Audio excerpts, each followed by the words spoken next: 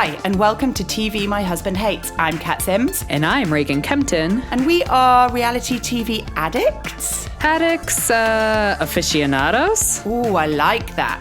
Experts. Experts. Basically, we know our shit when it comes to reality TV. 100%.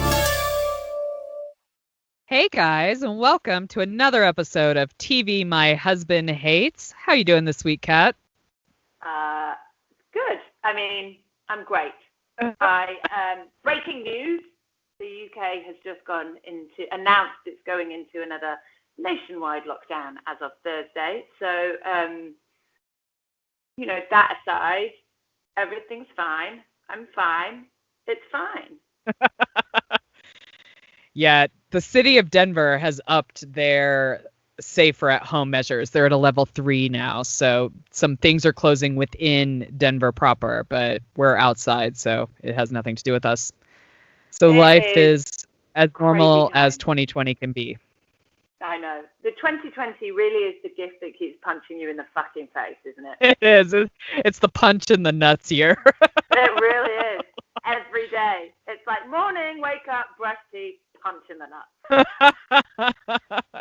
It really is. But you know what? Listen, I've got till Thursday, so I'm going to get my nails done. My eyebrow lady is coming on Monday.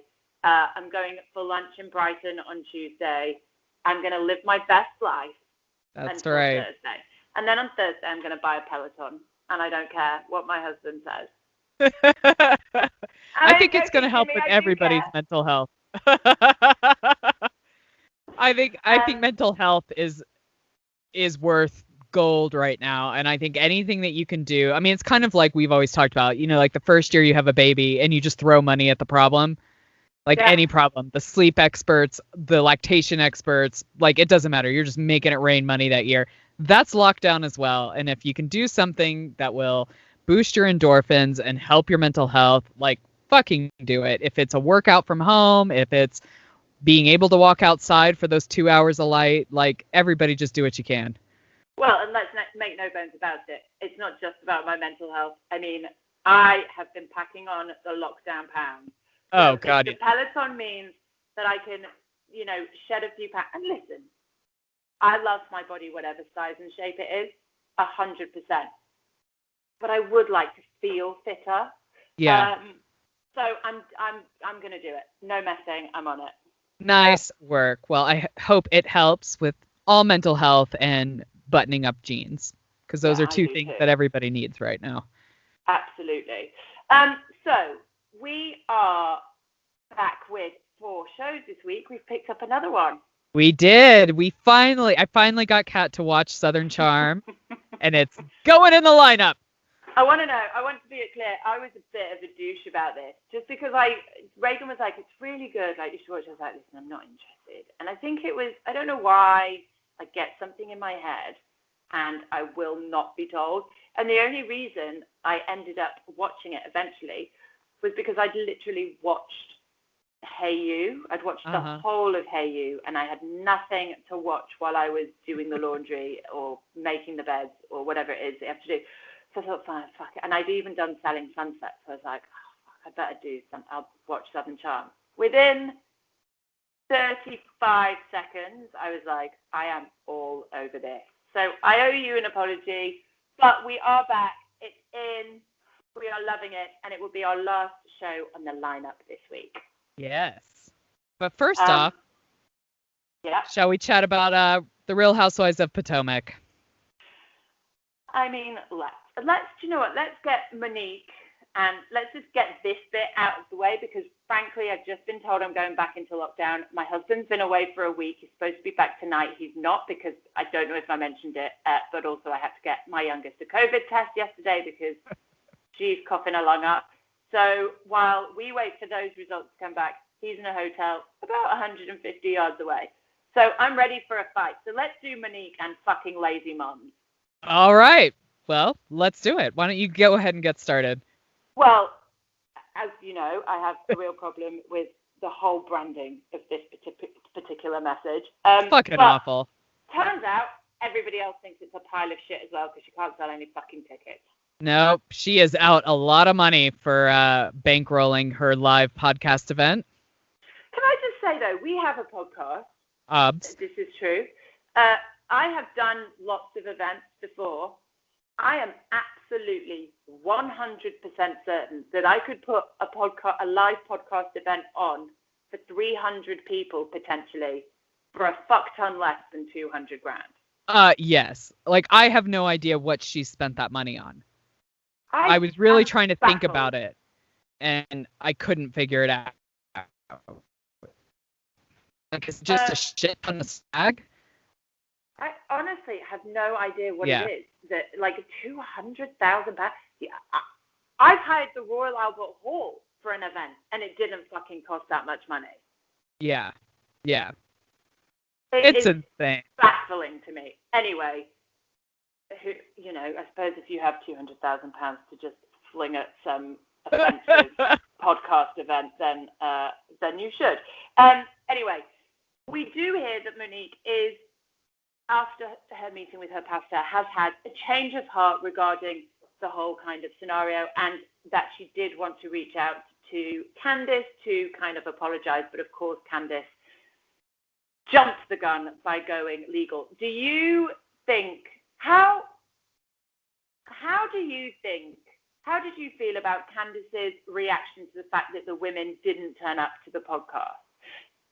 Because I struggled with it a little bit. I think you may have to remind me, because was she... Oh, so she was like annoyed. She was like, I turned up for everything. Even when I was pregnant, I turned up for everything. I supported them. I've been there. I've done this. And they want to say that they want to see change. And here I am, and they don't even want to turn up to look at it. And I'm like, it's been 2 weeks. And when you turned up to everybody else's event, they hadn't just decked one of your mates. Right, so, right. This is my problem with Monique. There's no humility. None at all. And I mean, I think if it had been anybody else, they would have expected people not wanting to show up, because it's like, well, you've just had this traumatic event. Your friends are all still processing. You haven't apologized. Like, they have no idea that you're in this headspace now. You haven't told anybody that you're in this headspace. Why the fuck would they show up to your event? I wouldn't show up. No. That's bullshit. And she's salty about it. And I'm like, just if it was me, I'd be like, I get it. It's a bit too soon. It is what it is. I'm going to have to earn their trust back. There's none of that with Monique. No, and I think this is the whole problem with Monique. Like, she expects everybody to do a lot more than she would ever do. I mean, if the situation was different and she had been at a situation where, like, Giselle and Robin fought or whatever, I think she would be on the same page as all the other women. Like, I don't know, like, this is not cool, whatever. But I feel like she's got such an entitled mindset that she can't ever think outside of herself. It's like this entitled narcissistic mindset, right? Like, because I'm doing this, they should all just support me blindly. And that's not fucking realistic at all. No, I 100% agree. And it was another reason why I just thought, Monique, you're so lost in this kind of world of being this perfect person, but also forgetting that it's much easier for you to be this perfect person because you have so much privilege financially that it's so ugly to watch this entitlement play out within this group of friends and the way that she's approaching this. And it really bothers me. And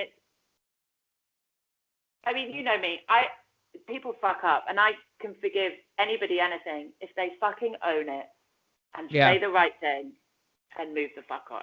Like, I'm here for that, but she's just not doing it. She's sort of like talking the talk, but she's not walking the walk. Right. Like, my thing is, even if, like, her response about why she hasn't apologized to Candace is because now it's like a legal issue and she can't, whatever. Honestly, I still feel like you could pick up the phone and leave a message and be like, you know what, Candace, I'm really sorry. None of that stuff was you. And I think Candace would probably drop the whole thing. Like, all she wants is a fucking apology. Well, and I don't think pressing, like, I don't think her being penalized to the fullest extent or whatever the phrase is. Yeah. I've lost it. It's late. Prosecuted. Yeah. Prosecuted. That's it. is the right way to go. Like, I don't want to see Monique go to prison over this. And I don't, in my heart of hearts, think Candace does too. I think she's just mad. She's still in shock. She's traumatized. She's pissed. She's like, it's like those 7 stages of grief. Right. This is like the 7 stages of having your head fucking beaten up. And she's now in the I'm really pissed off stage.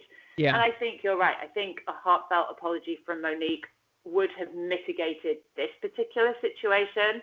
I don't know if she's in the place to hear it right now, but I think, and I mean, I think this is my question. Like, well, how long did you want her to? Like, how long? Like, what is the time frame? I mean, she waited a while. She didn't just go the next day and press these charges on Monique. Like, she waited because she thought she was gonna get an apology, and then she didn't, so she got fucking angry, which is completely a correct emotion to have. Well, she and didn't not get an apology. Yeah. She got told that not only was she not going to apologize, she didn't even feel sorry. At which point, I don't blame her for putting on her fucking Louboutins and marching down to the police station.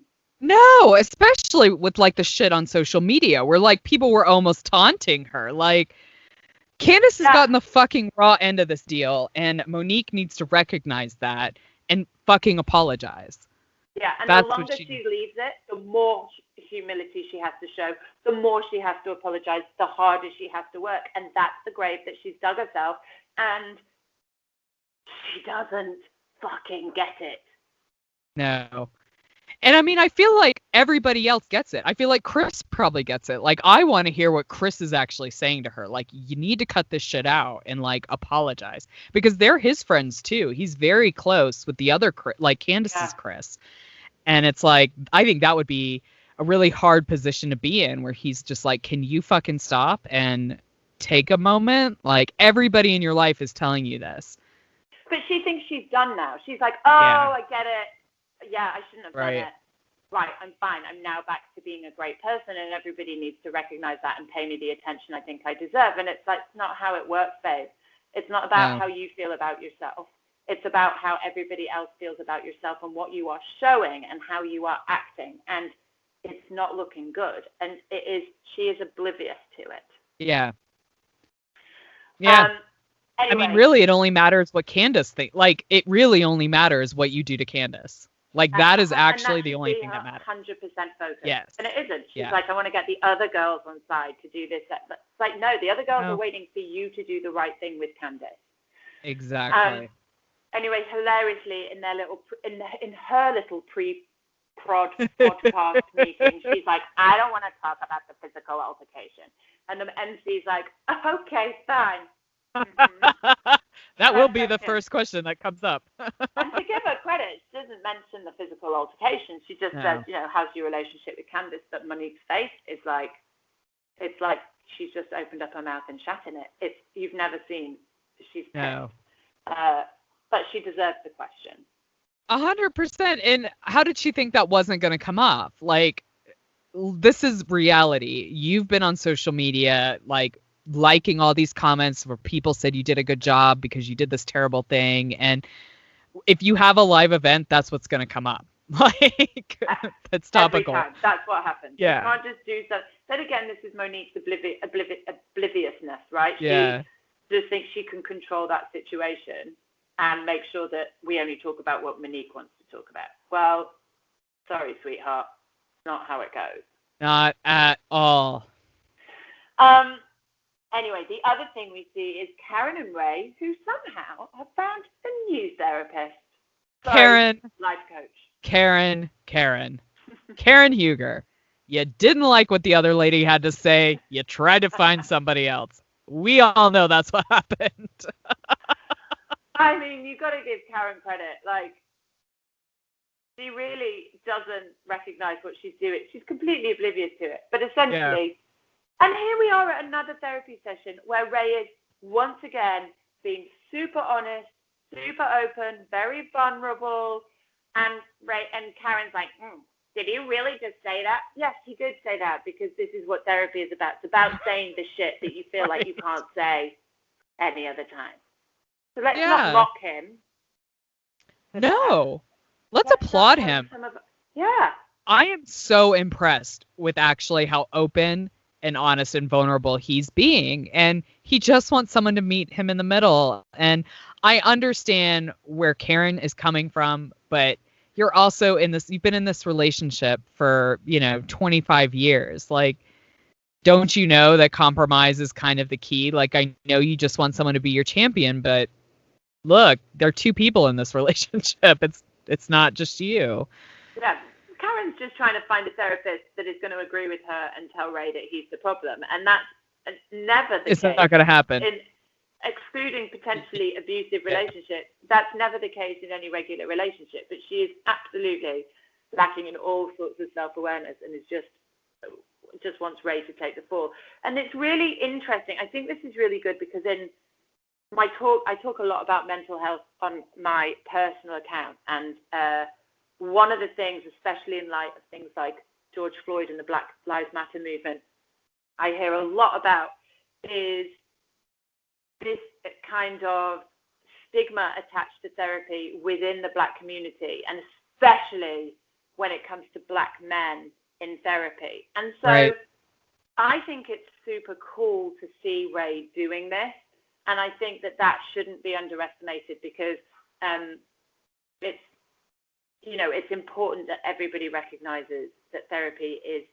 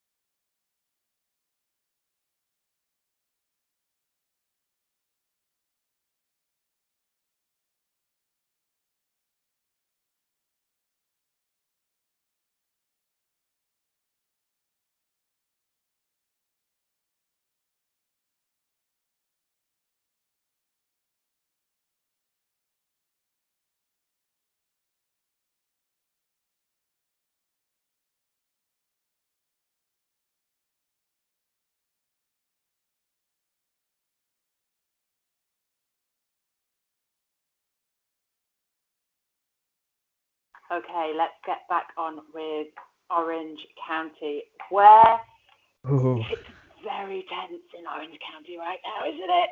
Oh, it's dark and everyone is really close together. It's a lot. It's a lot.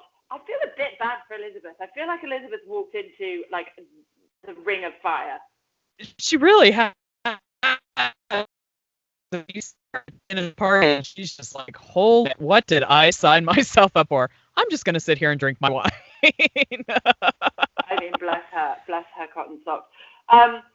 It's a lot. So basically, the whole thing this week revolves around Shannon's housewarming party and the accusation that Bronwyn says, which is that Shannon started this whole Gina house bashing thing by calling it like a sad little house, essentially. A sad little house. Yeah. Depressing. Sad and depressing. I think that's what she said. Yeah. I don't know. Like,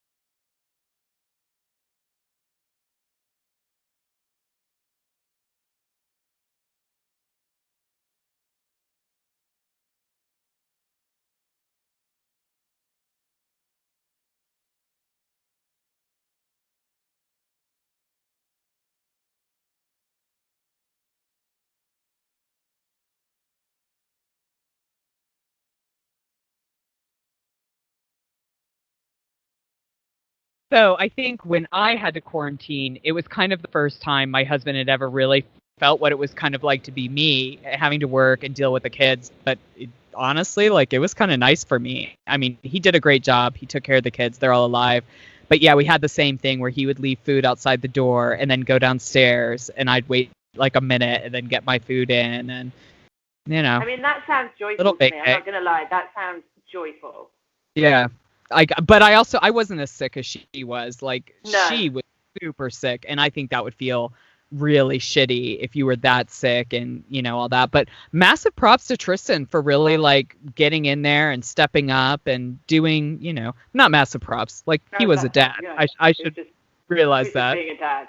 Yeah. But I think in a co-parenting situation, like, it was great. It's a different dynamic. Right. It was great that he went over there and, stepped up and took care of the both of them. I think that is a new side to Tristan that we haven't really been able to see before. I agree. And of course, Malika has her baby as well, which is another interesting conversation because I know how, God, if everybody's not already bored of me talking about it, but I know how fucking hard it was to have a baby not in the middle of a pandemic. And to do that and to go through all of that and not be able to have your closest friends or even your closest family. I mean, obviously she's got a sister, but, that must be really difficult. Definitely. And I mean, even just the thought process that, like, this person who's kind of been your ride or die throughout your entire pregnancy hasn't even met your kid yet. Like, that's hard. And, crazy. Yeah, it's just our new and you reality. Just need your friends. You especially need your friends who have already had a baby. Like, they're the ones that you want around you, just like telling you how it's going to be and doing the vacuuming and bringing you a shepherd's pie or whatever it is. Right. Because they get it.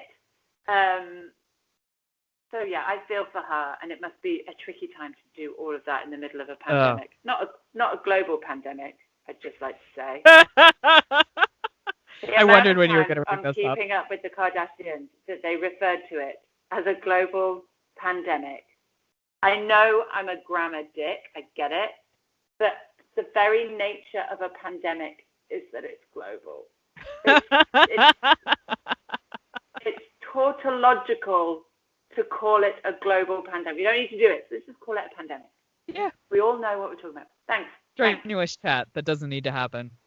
I feel better now that I've got that off my chest. Excellent. Shall we move on to Southern Charm?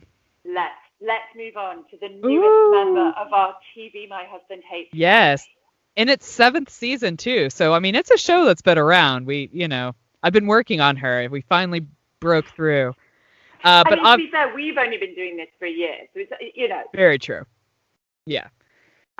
But anyways, so obviously, like, the filming of this show kind of started 6 months prior to, like, the COVID. So we have a little bit of, like, pre-COVID life, and then I'm sure we'll move into COVID life as the season progresses.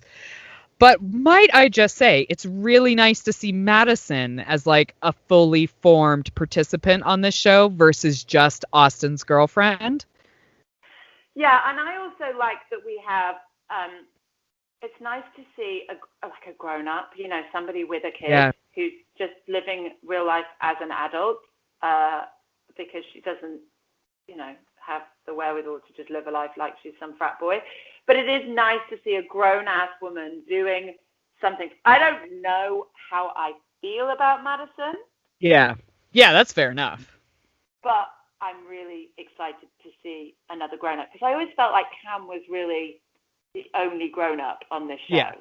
Yeah, and we've lost her this season, so we definitely need more grown-ups to fill in the space. And I'm not saying that Madison's going to be that grown-up because I don't think she's another Cam, but it is nice to see somebody who is going to hold these kind of entitled people who just fun around their lives. I feel like she's going to hold them a little bit accountable. Absolutely. I'm really sad that we have lost Cam, we've lost Chelsea, we've lost Naomi. Like, we've lost a lot of the grounding people in this show. So I was a little hesitant about Chelsea. Yeah, like, we lost a lot of really down-to-earth people, but I feel like some of the new people being brought in, like, I think Leva is going to be a badass on this show. I can't wait to see more of her. I identify with Leva very hardcore. And I do too. I think I like her.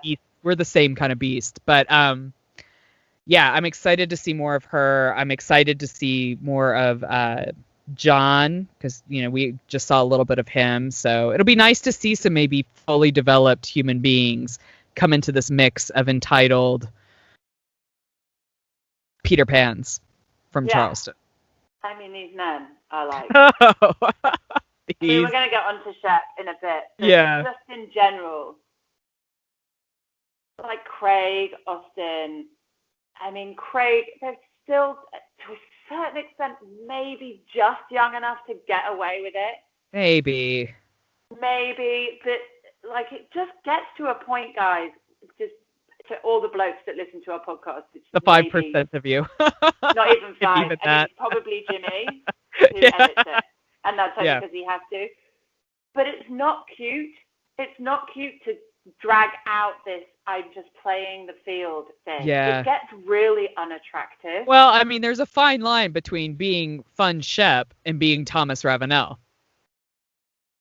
I would suggest right now that there's no line. Right. Honestly, watching Shep sit in Miss Patricia's living room, drinking his bourbon sour. Oh, which looked delicious. He looked old. He did look not old. look well. He did not look good.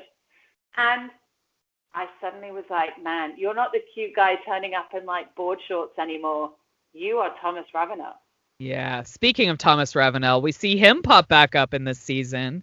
Oh, hi, Thomas Ravenel. Yeah, with him and Catherine kind of sharing quarters at the moment as she's redoing her townhome. Listen, a couple of things here. He's fresh off the back of some sort of sexual allegations. I have no idea how they panned out. No. Clearly he didn't go to prison, so that's fine. Right. If you're Thomas Ravenel. And now he's living... this... Well, I think we see those allegations later on this season, so we don't necessarily know what's happened. So this is kind of pre those allegations. Okay. Yeah. I get it. So there's some sort of overlap between this and the reunion of... Yes. Okay, got it. Right, fine. And I have to say, I don't know what it is that is between Catherine and Thomas, but I feel like there's something real there. There is something real there, but I don't think he will ever give her that realness fully. I think he's too set in his ways. He's too Peter Pan. You know what? I think I was totally wrong. Those sexual allegations did happen before this. We see some other shit come up about Thomas later on in this season. So yeah, you're right. Obviously he's probably paid his way out of some bullshit. Where I struggle with Catherine and Thomas is just this back and forth in their kids, because their kids are older now. They're older than they were obviously at the beginning. That's redundant, but Kenzie knows what's going on. Their oldest daughter is picking up on things, and I think it's confusing. And if it's not, I don't know. I kind of feel like if you're not really going to go for it, then don't do these half-assed little jaunts. Yeah, I agree. And I think throughout this whole thing, there is no doubt in my mind that Catherine has been victimized in this. Yeah. I don't love her approach to life, I have a lot of respect so young for her in a too. lot of ways. She was a baby.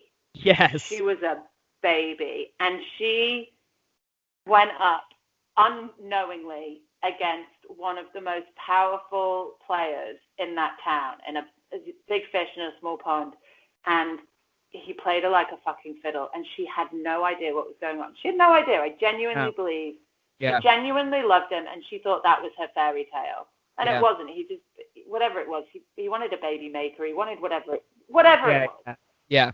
And she didn't always handle herself brilliantly, but throughout the whole of this, I've had nothing but respect for her, and she has fought her way back into a position of power, and she's done it through hard fucking work. So I always have mad props for Catherine, but I do not understand her obsession with Thomas Ravenel. I do not understand it. No. It's there, and I can see it. Yeah. I do not understand it. No, I don't either. I don't either. And I know she lost her mom. I think there's probably a lot of emotional reasons why she feels very comfortable with Thomas at the moment. But I hope once she kind of gets back to her badass self, she fucking just stops it.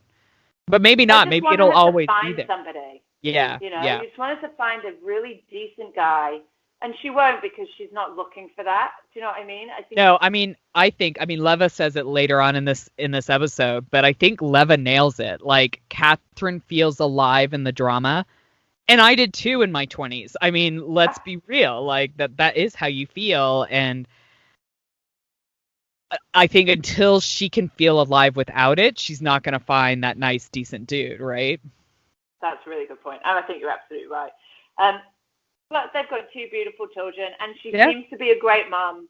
And credit where credit's due, she's worked her ass off to get back from underneath fucking dictatorship rule from Thomas Ravenel. So I am here to watch Catherine.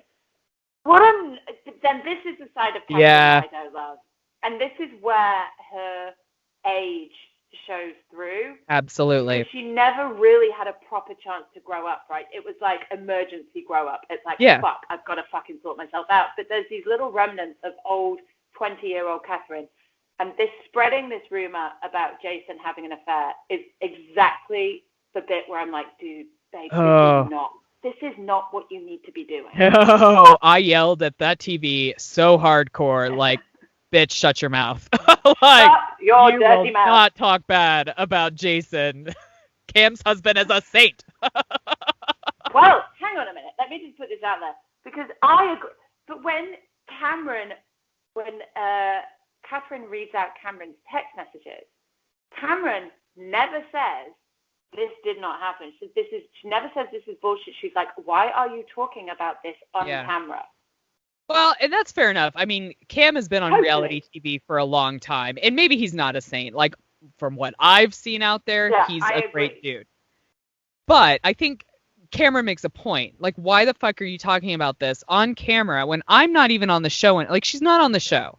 Yeah. She doesn't show to that party. Like, I think Cameron is putting a big distance between that, because it couldn't have been easy on her life and her marriage to kind of put everything out there. And Jason has very deliberately not been on the show. He easily could have been.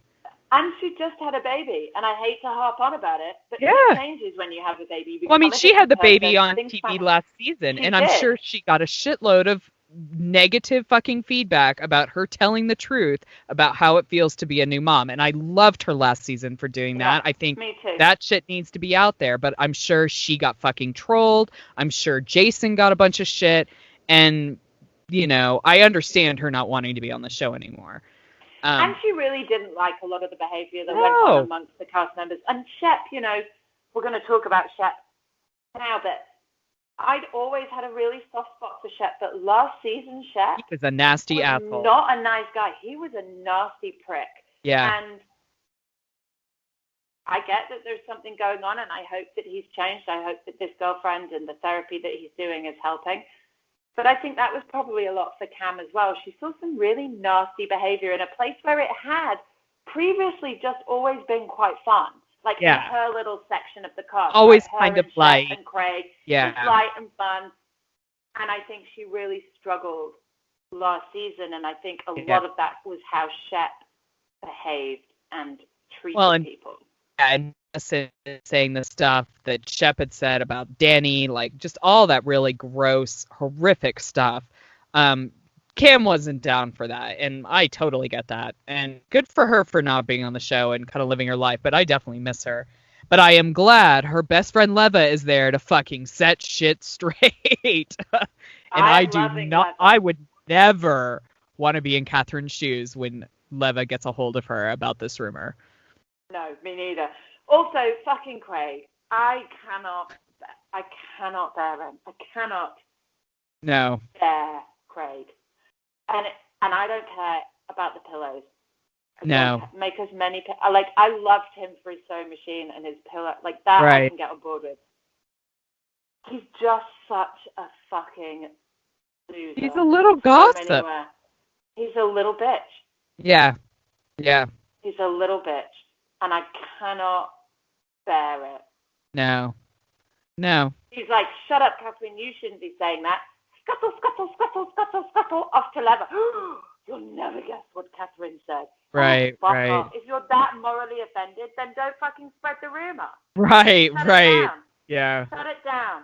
Yeah. But it's just something about Craig that makes me want to smack him in his face. Oh, because You know what I mean, though? Because he's because he lied loads He's a throughout liar. like He's a all liar, the pants on massive fire. liar. He's just kind of wishy-washy. Yes. He's just a little bitch. A little bitch. That's all I can That's say why we about don't him. like him. Do you think he might be gay? I don't know. I don't know any self-respecting gay man that would claim him. Well, that's true. He's too good. The gays are too good for him. I think he comes from a very grounded, normal family in Delaware, kind of Nothingsville, and I think he wants to be something. So I think he will do whatever it fucking like. He's just like a social climber, like those kind of people. That's what he is. He's a social climber. Yeah. He's completely disingenuous, completely inauthentic. He doesn't know who he is, and it's really unattractive. Yeah. I mean, any dude who doesn't know who they are is not an attractive dude. Like nobody who doesn't know who they are at their core is attractive. Like you want confidence in who they are. I mean, Shep has a lot of fucking faults, but he knows who he is. Yeah, 100%. And that you're absolutely right. And he owns it. He understands that it's not the coolest thing, but he's like, this is who I am. You know he's what? getting therapy, I so he's gonna figure some of that shit out. Good for him. And he owns that shit. But you're absolutely right with Craig. He just doesn't have any idea, and he's icky. And do you know what I mean? It's that ugh. He makes my skin crawl. Makes my skin crawl. I'm glad Naomi got out of that relationship. Me too. She was sweet. I liked Naomi. I did too.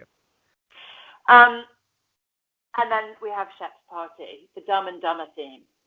Listen, it's been a long time since I've watched Dumb and Dumber. I think if you're going to do a theme, you need to fucking go all out. Like, there should have been, a big shaggy dog bus in the front. Like, everybody should have been wearing baby blue and orange. Like, if you're going to do a fucking theme, do the fucking theme. Don't, put on a frilly shirt and half-ass it. This is Shep. He half-asses everything. Yeah. Or he doesn't ass it at all. Do you know what I mean? It's just so... And Miss Patricia sat there with a drink in her hand and no fucking food. Just feed your guests. Throw a fucking party. Don't be a dick. No, she makes the best point ever. If you're going to get your guests hammered, you better fucking offer them some food. We can't be reckless here. Well, and it's not like, Shep, babe, you can't afford to fucking feed them. Right. Well, if you can't afford to feed people, don't have a fucking party. Don't have a party. Anyway, so yet again, there's more drama in this party. Now, Shep and Madison have a long-running feud, which, frankly, neither of them behaved very well over last season. It's stupid, too. It is stupid. I mean, ultimately, I think Patricia nails it. Shep had a thing for Madison. She fucking shot him down, and it's been on since then. Shep does not like to be turned down, and so there's nothing Madison can ever do. Well, and Madison doesn't stroke his ego either. She doesn't care. Fuck you. She challenges him. Yeah, I'm a grown-up.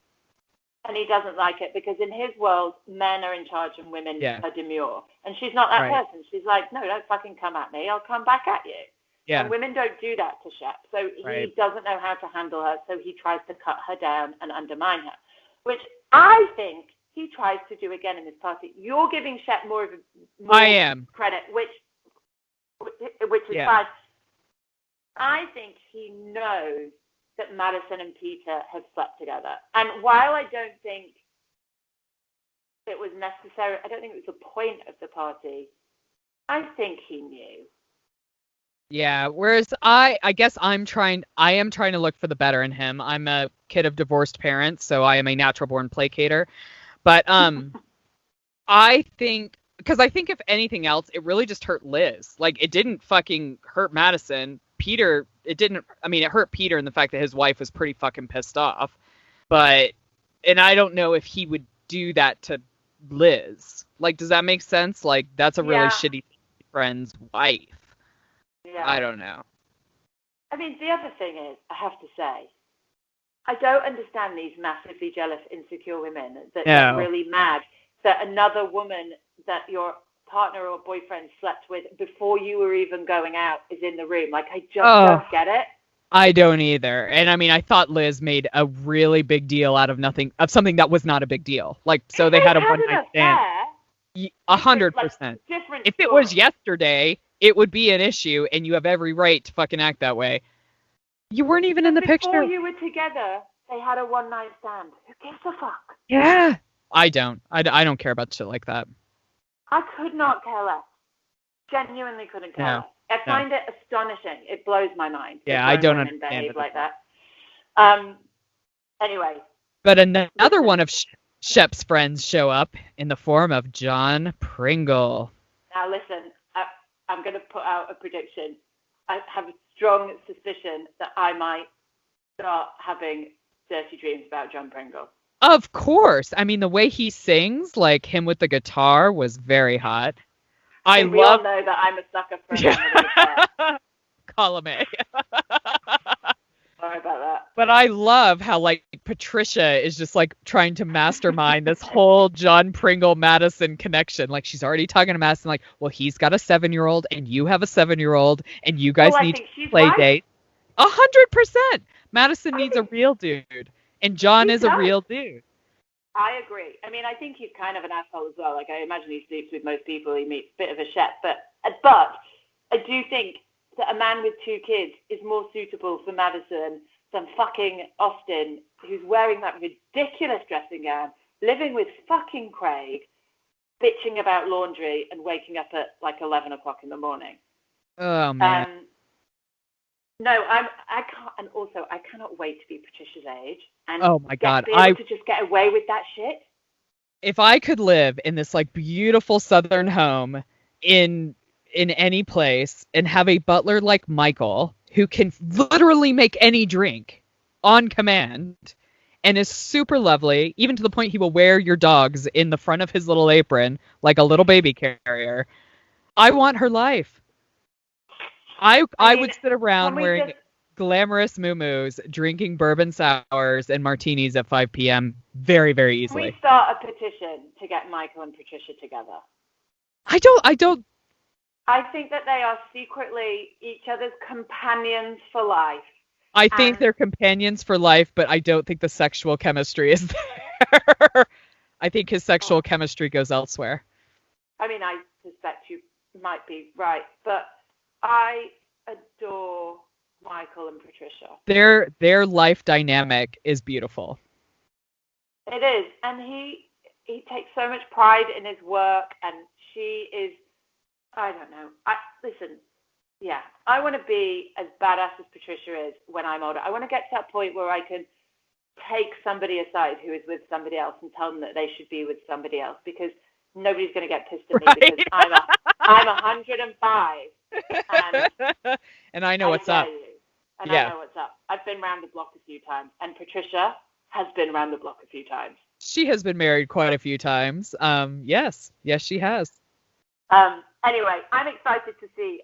I think John Pringle and Madison, I think is going to cause all sorts of waves in there. And I think Austin is going to have to fucking own why she's interested in him, up his fucking game.